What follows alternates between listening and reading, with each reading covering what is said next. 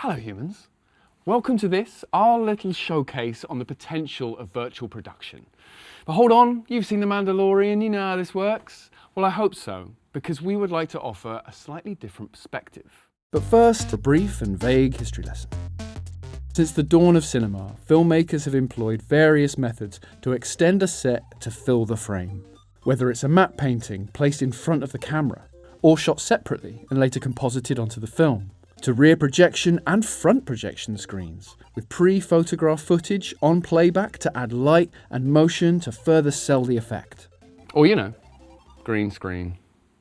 They all have their problems, and I'm not here to tell you that VP is the magic bullet for everything, but it's our feeling that by combining some of the old practical in-camera tricks with this new technology, we can enjoy the best of both digital and practical worlds all together in camera. And what better way to sell a model as real than with a live action background that reacts to your camera move and lights it at the same time?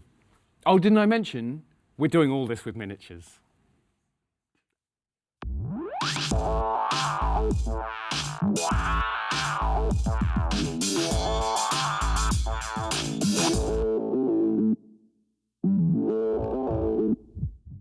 So we've only got this wonderful setup for 3 days, so we're taking the less polish, more setups approach, as we're really just keen to try as many different techniques as we can to demonstrate what works and what doesn't work shooting miniatures on a volume.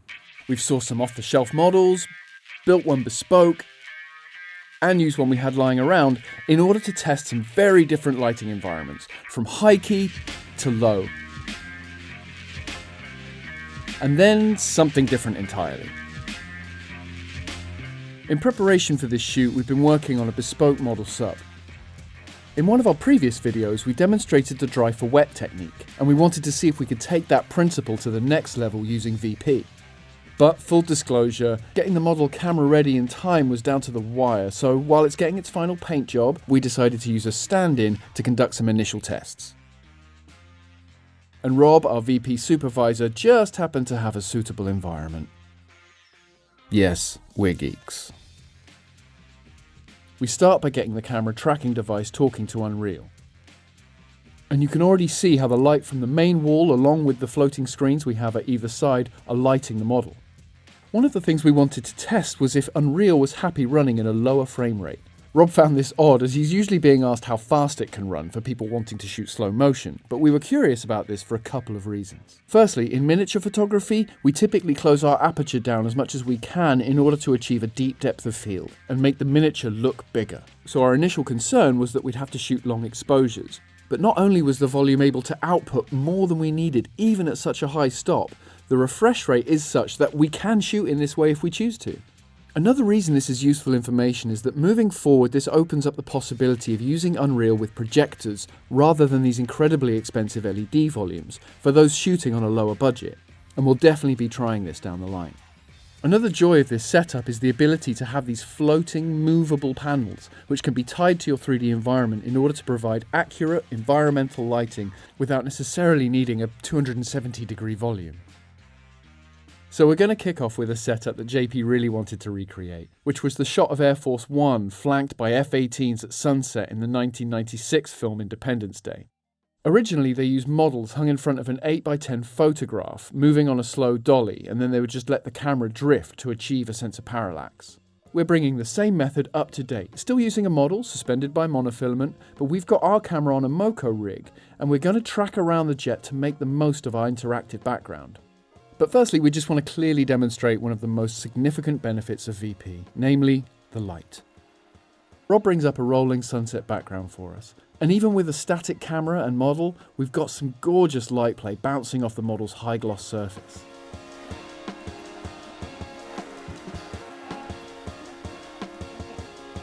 There's some interesting things going on when you're shooting miniatures, one of which being that you need to create a deep depth of field so you get that sense of scale, the entire model being in focus, you know, right the length of the plane, right? But that can produce problems in VP because what you need ideally right now is a shallow depth of field so that you're sending the background way out of focus so that you're not getting any details of the screens themselves, right? So this volume is not one solid LED screen, it's several stuck together, and so there are seam lines and you can see those when you start to shoot at a deep depth of field. One way around this is to key the plane out and apply the same background in post. Rob creates a green screen on the wall just to surround the plane in order to create an in-camera matte that will allow us to easily isolate the plane and retain all of that gorgeous interactive light on its surface. Again, this isn't news. In live action stuff, this has been done whereby the screen is basically giving us all of that awesome interactive light that you want on your subject, whether it's a human or a model, and then you map them out and then you put in a photoreal background that's better and more high fidelity than what these screens are capable of in camera. They're getting better and they are going to get that good. They're not necessarily there right now. But what's amazing and what Rob's demonstrated here is we've got in camera, we've got the lighting, the interactive lighting hitting our model, and then he's brought a matte in to just enclose the model. And so what we're getting live in camera is the lighting that's all moving, and we're getting all of that lovely play on the jet, but we're also getting our matte at the same time. This is a great method for when you're shooting live action. Obviously, we can't do a motion control pass on an actor, and so we can bring in the green screen and have the light play going on from the volume at the same time, allowing us to then key out the actor and replace our background. With our static model, however, it's a somewhat simpler task. You can see here how we shot the jet surrounded by passing clouds to capture accurate reflections on the surface. Then we bring in the green screen and shoot the same motion-controlled pass, which allows us to key out the volume and replace it with our chosen sky. Having these two elements separated then allows us some fun in post, where we can add some more movement to the plane, as well as some subtle camera shake.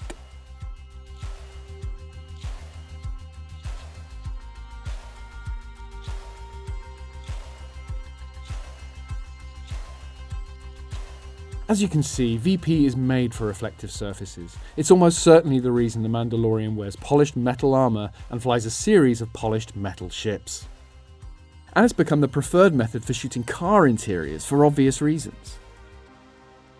It's kind of funny how these old techniques that look so dated to us are being revisited and used again now that the technology has advanced. These shots demonstrate another important quality of VP, which is the on-set flexibility you have when creating your shot. We can change the altitude, the weather, the time of day, the position of the sun. If we needed several shots of a model or a subject in different settings or conditions to be used throughout the film, we could shoot them all in a matter of hours. Now, from bright skies to the dark ocean depths. Our next test revolves around using the volume to create dark spaces. We've definitely learnt that luminance is not a problem, but what about shadows? We start by arranging a little crash site using some of our scenic rocks created by some excellent local film students, thanks y'all, and the front end of the big sub we built for our Dry for Wet series. Rob explained to us how the volume needs to display some degree of highlights in order to convey contrast. So we go for an overhead ambient source of light as our key, the only possible motivation being the sun above. Of course, once you get to a certain depth in the ocean, no sunlight penetrates, but hey, this is movie making and we've got to see something. Fundamentally, the volume needs to be outputting at a certain luminance, even in the shadowy areas, in order to avoid banding and noise. And so we raise the output to keep our signal or screens clean of noise, knowing we'll just bring it all down in post. It's the VP equivalent of exposing to the right.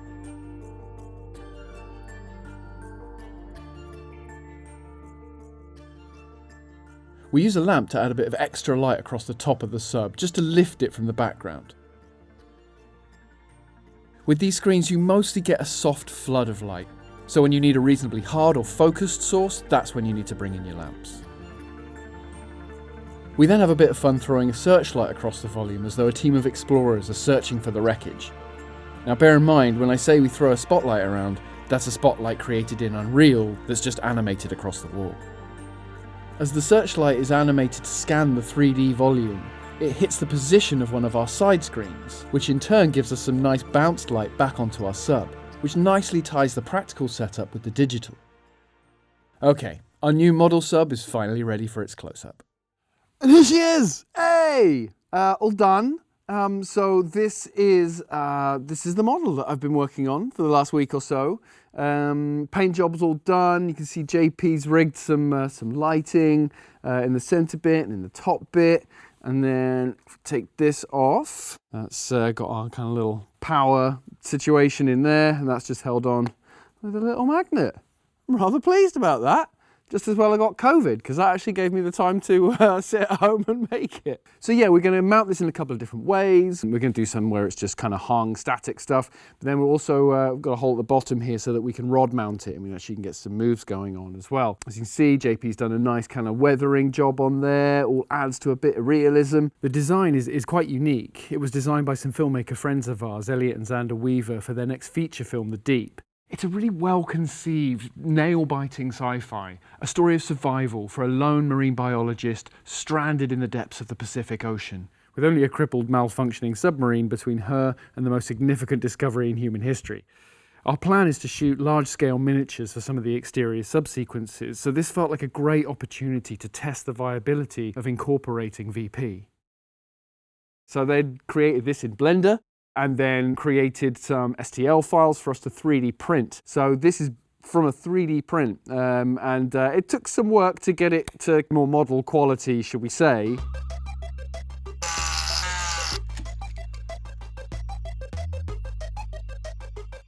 "3D printing is tricky, as it turns out. It's not an exact science. Just FYI for everyone who thinks, you know, just print that out, bosh, done. Nah. We start with it just suspended by wires and look at what we can achieve with it in a static position. Rob whips up an underwater canyon in a matter of minutes, and then we work to get the practical lighting on the miniature at a good level with the output of the volume.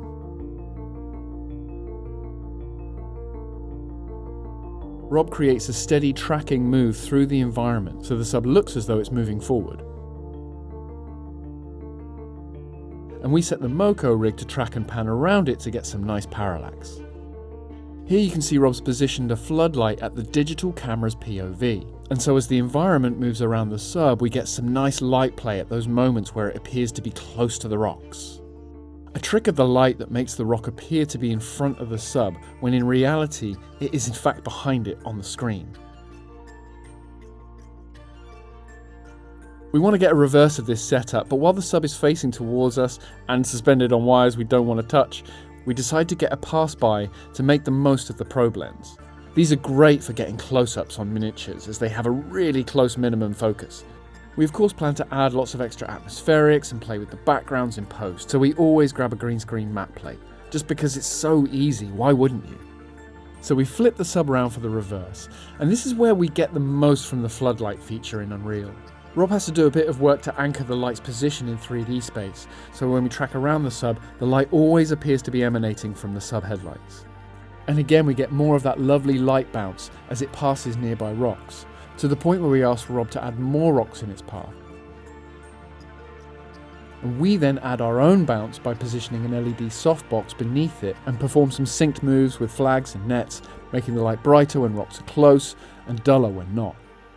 What we're trying to do is augment what the side screens are doing. Obviously we're getting some movement in light as it tracks along our canyon, and then what I want is to have some bounce from that digital spotlight onto our practical model. And so we've put just a softbox LED lamp underneath, so we're getting a bit of tickle on the underside of the ship there. And then what we're going to do is we're just going to offer like a net or something subtle underneath, just so that we've got some changing lighting as it navigates across rocks, which will be closer and then further away. So you want it to get hot when you've got a rock directly underneath, and then you want it to sort of dull down once that light is further from the sub. Elliot and Xander actually dropped by the studio during the shoot to see their sub in action. Having done a lot of deep sea research, they actually noted how the clarity of the volume, compared to our previous smoky dry for wet technique, was actually more accurate for deep water, as it is in fact much clearer the deeper you go. We've shot VP in the studio before, but as we had these few days to simply experiment, we were able to invite friends to come and check it out. And it was great to see people's eyes light up and their brains start ticking as they consider the possibilities. Changing our setup now, We are going for a kind of more of a fixed background, almost using the volume, kind of like just a big digital matte painting. So we're going to keep that relatively static, although I am still going to attach the frustum to the camera. No, actually, no, it's not. It's not called a frustum. That's the name of the frame on the screen. I'm learning. This is just like a camera tracker, essentially. That's kind of your virtual camera. So that positions your camera within 3D space. So you attach this to your camera, and then when you move your camera, this is telling the background what to do, how to move. We've got our model now on a rod mount, which I feel much better about. I'm very pleased that it's no longer on wires and isn't going to fall. But what's nice about this, so we're now putting the model onto a rod on the Cineshooter so that we can get some tracking movement, but also some rotation. And then what we're going to try and do is we're now bringing in some practical bits of scenic, some little rocky bits and bobs and towers and things like that. And the plan is to try and tie our practical foreground scenic work with the volume using a lighting pass.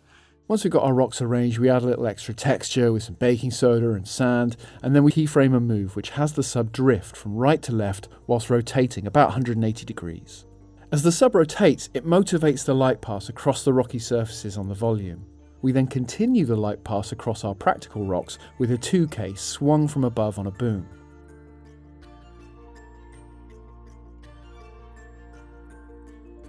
It's always selling a trick, right? You want people to think, oh, okay, that's just a volume. Oh, no, that can't be, because actually I'm seeing light hitting that. You know, it's kind of tricking the brain by using multiple methods within one shot.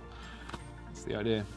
We did shoot a smoke pass, but this was a budget build, and the lights we've used just aren't punchy enough or housed in a decent enough reflector, so we can't capture good beams cleanly in camera.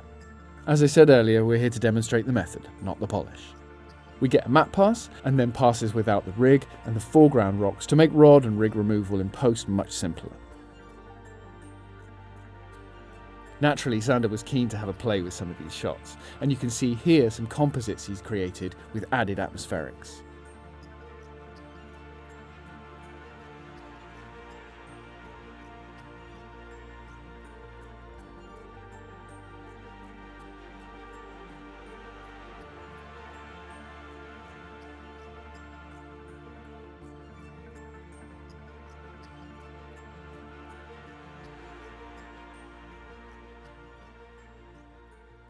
Okay, time for the last setup we have time for.